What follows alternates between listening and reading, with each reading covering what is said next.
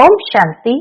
आज 24 मई 2025 के बाबा के अनमोल मधुर महावाक्य सुनेंगे। आज की मुरली में बाबा हम बच्चों को सावधान करते हैं। बाबा कहे, बच्चे, देह अभिमान में जब व्यक्ति होता है तो बिना अर्थ के कुछ भी बोलता रहता है। इसलिए बाबा तुम बच्चों से कहते हैं कि बच्चे देही अभिमानी बनो, क्योंकि देही अभिमानी स्थिति में जो कुछ भी तुम कहेंगे वो अर्थ सहित कहेंगे और उस अर्थ को जीवन में धारण करेंगे। साथ ही साथ बाबा कहे, बच्चे ये पढ़ाई है।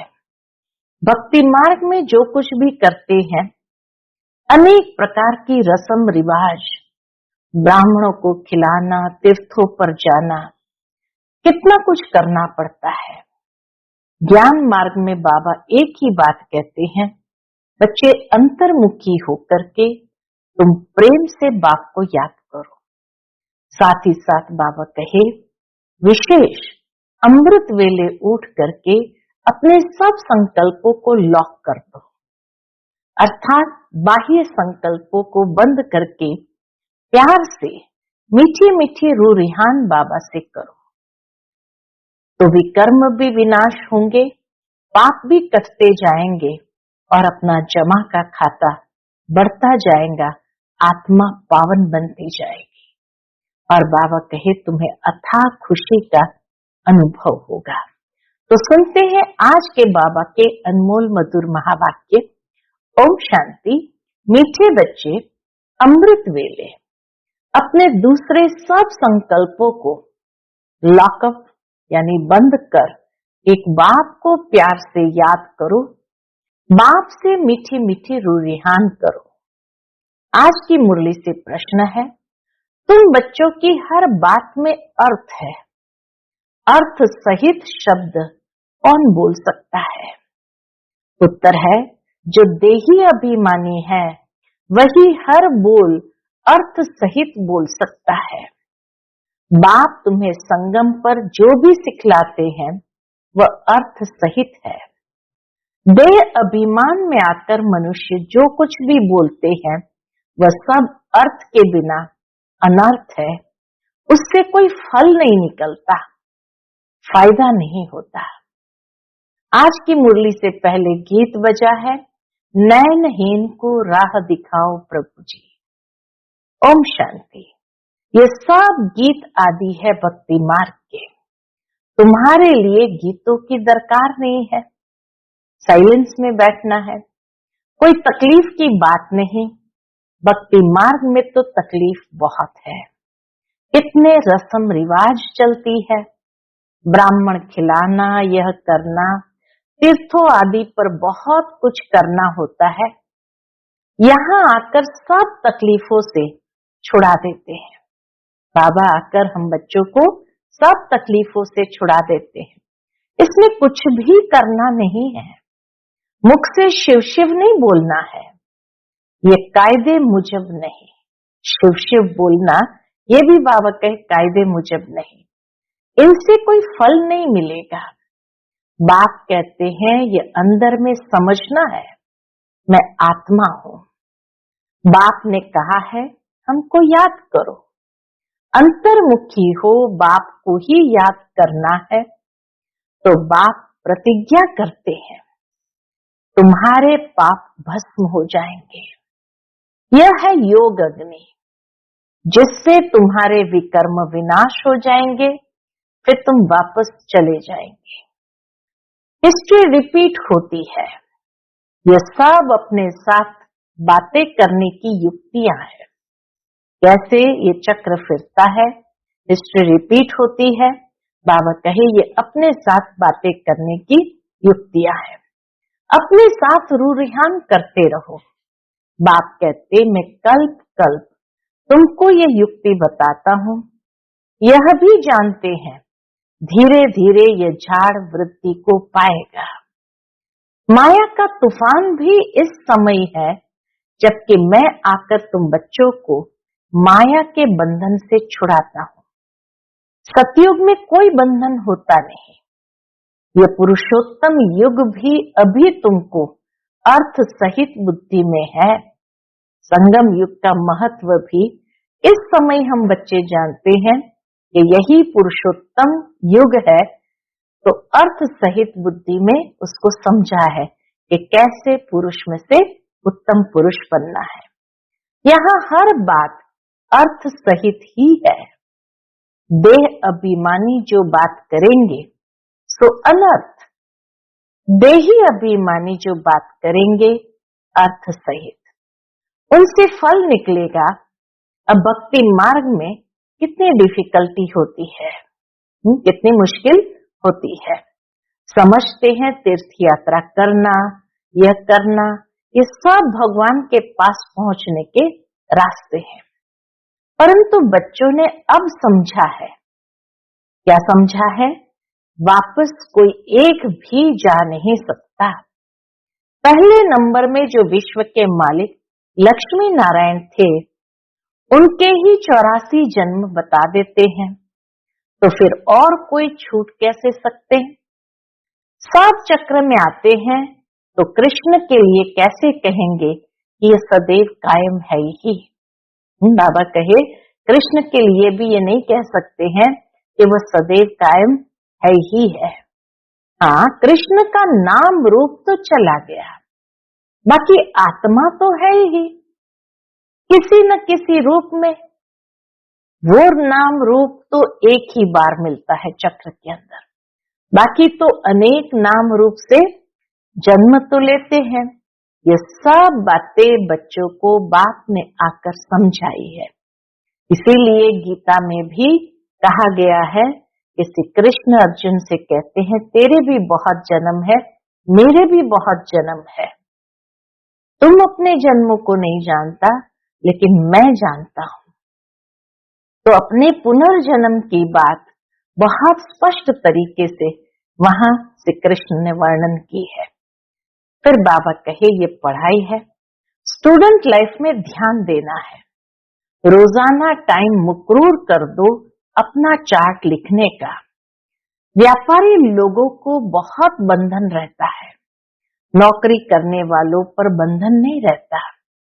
वह तो अपना काम पूरा किया, खलास। व्यापारियों के पास तो कभी ग्राहक आए तो सप्लाई करना पड़े, अचानक ग्राहक आ जाता है तो सप्लाई करना पड़े, बुद्धि योग बाहर चला जाता है, तो कोशिश कर समय निकालना चाहिए। कब निकाल सकते हैं वो भी बाबा समझाते हैं। अमृत वेले का समय अच्छा है, उस समय बाहर के विचारों को लॉकअप कर देना चाहिए। कोई भी ख्याल न आए, बाप की याद रहे, बाप की महिमा में लिख देना चाहिए बाप ज्ञान का सागर पतित पावन है। बाबा कहे बाबा की महिमा में जरूर ये लिख देना चाहिए कि बाबा ज्ञान का सागर पतित पावन है। बाबा हमको विश्व का मालिक बनाते हैं, उनकी श्रीमत पर चलना है। सबसे अच्छी मत मिलती है कौन सी? सबसे अच्छी मत मिलती है मन मना भव, दूसरा कोई बोल न सके। मन मना भव ये दूसरा कोई बोल न सके।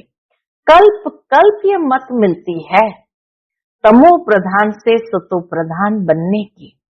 बाप सिर्फ कहते हैं माम एकम याद करो, इसको कहा जाता है वशीकरण मंत्र। मन मना भव यह है वशीकरण मंत्र। अर्थ सहित याद करने से ही खुशी होगी। बाप कहते हैं अव्यभिचारी याद चाहिए। जैसे भक्ति में एक शिव की पूजा अव्यभिचारी है, फिर व्यभिचारी होने से अनेकों की भक्ति करते हैं। पहले थी अद्वैत भक्ति, एक की भक्ति करते थे। ज्ञान भी उस एक का ही सुनना है। तुम बच्चे जिसकी भक्ति करते थे वह स्वयं तुम्हें समझा रहे हैं। मीठे मीठे बच्चे अभी मैं आया हूं। बाबा कहे जिसकी तुमने बहुत भक्ति की वो आकर तुम्हें समझा रहे हैं, मीठे मीठे बच्चे अभी मैं आया हूं। ये भक्ति कल कभी पूरा हुआ। तुमने ही पहले पहले एक शिव बाबा का मंदिर बनाया। उस समय तुम अव्यभिचारी भक्त थे, इसलिए बहुत सुखी थे। फिर व्यभिचारी भक्त बनने से द्वैत में आ गए, तब थोड़ा दुख होता है। एक बाप तो सबको सुख देने वाला है ना। बाप कहते हैं, मैं आकर तुम बच्चों को मंत्र देता हूं। मंत्र भी एक का ही सुनो। बाबा कहे मंत्र भी एक का ही सुनो। यहाँ देहधारी कोई भी नहीं। यहाँ तुम आते ही हो बाप दादा के पास। शिव बाबा से ऊंच कोई है नहीं। याद भी सब उसको करते हैं। भारत ही स्वर्ग था, लक्ष्मी नारायण का राज्य था। उनको ऐसा किसने बनाया जिसकी तुम फिर पूजा करते हो? किसको भी पता नहीं महालक्ष्मी कौन है। अब कहिए, किसको भी पता नहीं महालक्ष्मी कौन है। महालक्ष्मी का आगे का जन्म कौन सा था? तुम बच्चे जानते हो, वह है जगदम्बा। तुम सब माताएं हो। वंदे मातरम। सारे जगत पर ही तुम अपना दांव जमाती हो। भारत माता कोई एक का नाम नहीं है। तुम सब शिव से शक्ति लेते हो, योग बल से। शक्ति लेने में माया इंटरफियर करती है। बाबा से योग लगा करके हम शक्ति लेते हैं, तो बाबा कहे शक्ति लेने में माया इंटरफियर करती है। युद्ध में कोई अंगूरी लगाते हैं तो बहादुर हो, लड़ना चाहिए। ऐसे नहीं कोई ने अंगूरी लगाई और तुम फंस पड़े। बाबा कहे ऐसे नहीं कोई ने अंगूरी लगाई और तुम फंस पड़ो। यह है ही माया की युद्ध। बाकी कोई कौरव और पांडवों की युद्ध है नहीं, उनकी तो आपस में युद्ध है। बाबा कहे कौरवों की आपस में ही युद्ध है। मनुष्य जब लड़ते हैं तो 1-2 गज जमीन के लिए गला काट देते हैं। बाप आकर समझाते हैं, यह सब ड्रामा बना हुआ है। राम राज्य, रावण राज्य। अभी तुम बच्चों को यह ज्ञान है कि हम राम राज्य में जाएंगे। वहां अथाह सुख है, नाम ही है सुखधाम। वहां दुख का नाम निशान नहीं होता। अब जबकि बाप आए हैं ऐसी राजाएं देने, तो बच्चों को कितना पुरुषार्थ करना चाहिए। घड़ी घड़ी कहता हूं, बच्चे थको मत। शिव बाबा को याद करते रहो। वह भी बिंदी है, हम आत्मा भी बिंदी है। यहाँ पाठ बजाने आए हैं, अब पाठ पूरा हुआ है। अब बाप कहते हैं मुझे याद करो तो विकर्म विनाश हो।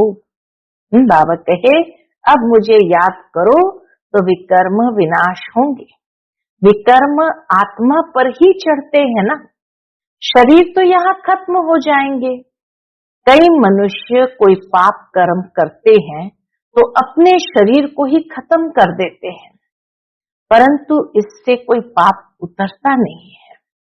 जीवघात कर देते हैं, उससे कोई पाप उतरता नहीं है।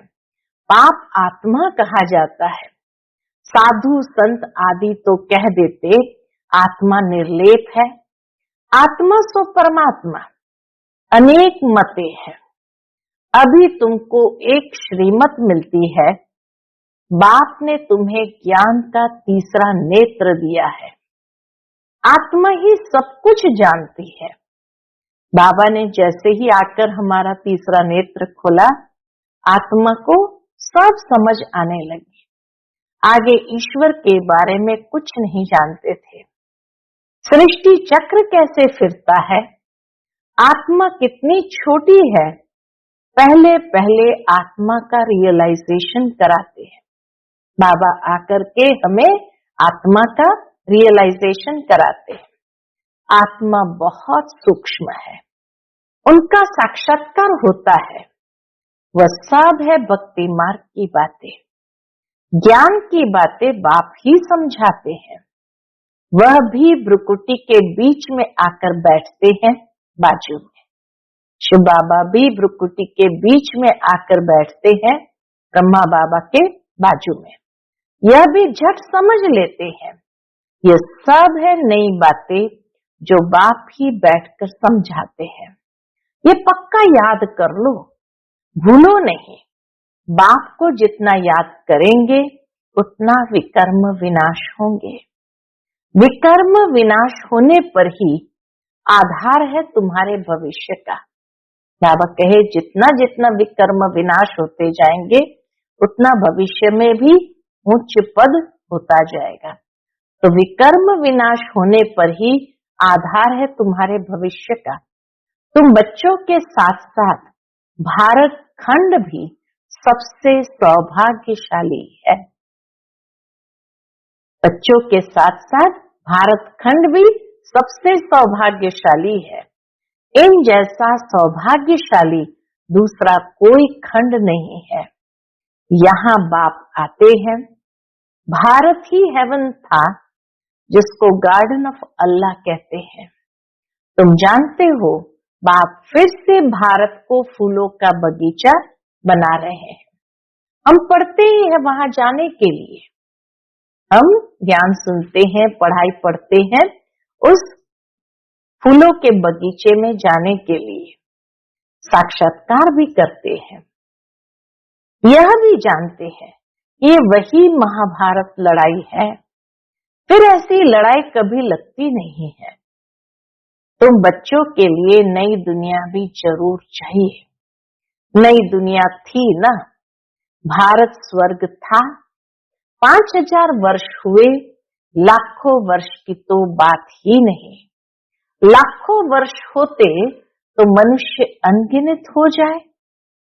यह भी कोई की बुद्धि में नहीं बैठता कि इतना हो कैसे सकता, लाखों वर्ष हो कैसे सकता, जबकि इतनी आदमशुमारी नहीं है। अभी तुम समझते हो, आज से 5000 वर्ष पहले हम विश्व पर राज्य करते थे और खंड नहीं थे। वह होते हैं बाद में, द्वापर से फिर और खंड भी प्रकट होते हैं। तुम बच्चों की बुद्धि में ये सब बातें हैं और किसकी बुद्धि में बिल्कुल नहीं है। बाबा कहे और किसकी भी बुद्धि में ये बातें बिल्कुल नहीं है। थोड़ा भी इशारा दो तो समझ जाए बात तो बरोबर है। हमारे पहले जरूर कोई धर्म था। अभी तुम समझा सकते हो कि एक आदि सनातन देवी देवता धर्म था, वह प्रायलोप हो गया है। कोई अपने को देवता धर्म के कह नहीं सकते। समझते ही नहीं कि हम आदि सनातन देवी देवता धर्म के थे। फिर वह धर्म कहाँ गया? आदि सनातन देवी देवता धर्म कहाँ गया? हिंदू धर्म कहाँ से आया? कोई का भी इन बातों में चिंतन नहीं चलता है। तुम बच्चे समझा सकते हो। बाप तो है ज्ञान का सागर, ज्ञान की अथॉरिटी, तो जरूर आकर ज्ञान सुनाया होगा। ज्ञान से ही सदगति होती है, इसमें प्रेरणा की बात नहीं। बाप कहते हैं जैसे अब आए हैं वैसे कल्प कल्प आता हूं। कल्प बाद भी आकर फिर सब बच्चों से मिलेंगे। तुम भी ऐसे चक्कर लगाते हो, राज्य लेते हो फिर गंवाते हो। ये बेहद का नाटक है। तुम सभी एक्टर्स हो। आत्मा एक्टर होकर क्रिएटर, डायरेक्टर, मुख्य एक्टर को न जाने तो वह क्या काम किए। तुम बच्चे जानते हो कैसे आत्मा शरीर धारण करती है और पाठ बजाती है। अब फिर वापस जाना है। अब इस पुरानी दुनिया का अंत है। इतनी सहज बात है। तुम बच्चे ही जानते हो बाप कैसे गुप्त बैठे हैं। गोदरी में करतार देखा, गीत है गोदरी में करतार देखा। अब देखा कहे या जाना कहे, बात एक ही है। आत्मा को देख सकते हैं, परंतु उससे कोई फायदा नहीं है। कोई को समझ में आ न सके, बिंदी का साक्षात्कार हो भी जाए तो उससे कोई समझ न सके। नौधा भक्ति में बहुत साक्षात्कार करते हैं। आगे तुम बच्चे भी कितने साक्षात्कार करते थे, बहुत प्रोग्राम आते थे, फिर पिछाड़ी में यह खेल पाल तुम देखेंगे, फिर अंत में साक्षात्कार की लीला, तो बाबा कहते हैं ये खेल पाल तुम देखेंगे। अब तो बाप कहते हैं पढ़कर होशियार हो जाओ। अगर नहीं पढ़ेंगे तो फिर जब रिजल्ट निकलेगी तो मुंह नीचे हो जाएगा, फिर समझेंगे हमने कितना समय वेस्ट किया।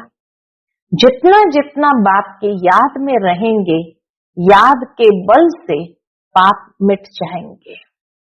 जितना बाप की याद में रहेंगे उतना खुशी का पारा चढ़ेगा। मनुष्य को ये पता नहीं है कि भगवान को क्यों याद किया जाता है। कहते भी है तुम मात पिता हम बालक तेरे, अर्थ नहीं जानते। अभी तुम जानते हो, शिव के चित्र पर समझा सकते हो। यह ज्ञान का सागर पतित पावन है, उनको याद करना है। बच्चे जानते हैं वही बाप आया हुआ है सुख घनेरे का रास्ता बताने। शिव बाबा आया है इसलिए सुख घनेरे का रास्ता बताने। ये पढ़ाई है, इसमें जो जितना पुरुषार्थ करेगा उतना ऊंच पद पाएगा। यह कोई साधु संत आदि नहीं जिसकी गद्दी चली आई है वो, यह तो शिव बाबा की गद्दी है। ऐसे नहीं यह जाएगा तो दूसरा कोई गद्दी पर बैठेगा। बाप तो सबको साथ ले जाएंगे। कई बच्चे व्यर्थ ख्यालातों में अपना समय वेस्ट करते हैं। सोचते हैं खूब धन इकट्ठा करें, पुत्र पौत्र खाएंगे, बाद में काम आएगा, बैंक लॉकर में जमा करें, बाल बच्चे खाते रहेंगे। परंतु क्या, किसको भी गवर्नमेंट छोड़ेगी नहीं। इसलिए उनका जास्ती ख्याल न कर अपनी भविष्य कमाई में लग जाना चाहिए। अब बच्चों को पुरुषार्थ करना है, ऐसे नहीं कि ड्रामा में होगा तो करेंगे। बाबा कहे ये नहीं सोचना चाहिए कि ड्रामा में होगा तो करेंगे। पुरुषार्थ बिगर खाना भी नहीं मिलता, परंतु किसकी तकदीर में नहीं है तो फिर ऐसे ऐसे ख्यालात आ जाते हैं। तकदीर में ही नहीं है तो फिर ईश्वरीय तब्दीर भी क्या करेंगे, पुरुषार्थ भी क्या करेंगे। जिसकी तकदीर में है वह अच्छी रीति धारण करते और कराते हैं। बाप तुम्हारा टीचर भी है, गुरु भी है, तो उनको याद करना चाहिए। सबसे प्रिय बाप टीचर और गुरु ही होते हैं, उनको तो याद करना चाहिए। बाबा युक्तियां तो बहुत बतलाते हैं। तुम साधु संत आदि को भी निमंत्रण दे सकते हो। बाबा कहे साधु संत आदि सबको निमंत्रण दे सकते हो, उनको भी समझा सकते हो। देखो बाबा के घर में अभी 30 तारीख से साधु संत सम्मेलन हो रहा है, तो वहां उस समय भी काफी बाबा के ऐसे साधु सन्यासी महात्माएं भी पहुंच रहे हैं। अच्छा, मीठे मीठे सिकिलदे बच्चों प्रति माता पिता बाप दादा का याद प्यार और गुड मॉर्निंग। रूहानी बाप की रूहानी बच्चों को नमस्ते। हम सब रूहानी बच्चों की रूहानी माता पिता बाप दादा को याद प्यार गुड मॉर्निंग और नमस्ते नमस्ते। शुक्रिया बाबा, शुक्रिया। आज की मुरली से धारणा के लिए मुख्य सार है। पहली पॉइंट, पुरुषार्थ कर अपनी भविष्य कमाई में लग जाना है। ड्रामा में होगा तो कर लेंगे, यह कहकर पुरुषार्थहीन नहीं बनना है। दूसरी पॉइंट, सारे दिन में जो भी पाप होते हैं या किसी को दुख देते हैं तो नोट करना है। सच्चाई से बाप को सुनाना है। साफ दिल बन एक बाप की याद से सब हिसाब चुकतू करने हैं। आज का बाप दादा का मधुर वरदान हम बच्चों के प्रति है। ताज और तख्त को सदा कायम रखने वाले निरंतर स्वतः योगी भव। ताज और तख्त को सदा कायम रखने वाले निरंतर स्वतः योगी भव। वर्तमान समय बाप द्वारा सभी बच्चों को ताज और तख्त मिलता है। अभी का यह ताज व तख्त अनेक जन्मों के लिए ताज तख्त प्राप्त कराता है। विश्व कल्याण की जिम्मेवारी का ताज और बाप दादा का दिल तख्त सदा कायम रहे तो निरंतर स्वतः योगी बन जाएंगे। उन्हें किसी भी प्रकार की मेहनत करने की बात नहीं, क्योंकि एक तो संबंध समीप का है, दूसरा प्राप्ति अखुट है। बाबा के साथ हमारा संबंध समीप का है और प्राप्ति अखुट है। जहाँ प्राप्ति होती है वहाँ स्वतः याद होती है। आज का स्लोगन है, प्लेन बुद्धि से प्लान को प्रैक्टिकल में लाओ तो सफलता समाई हुई है। प्लेन बुद्धि से प्लान को प्रैक्टिकल में लाओ तो सफलता समाई हुई है। आज का अव्यक्त इशारा, रूहानी रॉयल्टी और प्योरिटी की पर्सनालिटी धारण करो। उसके अंतर्गत दुख शांति की उत्पत्ति अपवित्रता से होती है। जहाँ अपवित्रता नहीं वहाँ दुख अशांति कहाँ से आए। आप सब पतित पावन बाप के बच्चे मास्टर पतित पावन हो, तो जो औरों को पतित से पावन बनाने वाले हैं वह स्वयं तो पावन होंगे ही। ऐसी पावन पवित्र आत्माओं के पास सुख और शांति स्वतः ही है। सबसे बड़े से बड़ी महानता ही है पावन बनना। आज भी इसी महानता के आगे सभी सिर झुकाते हैं। अच्छा, ओम शांति।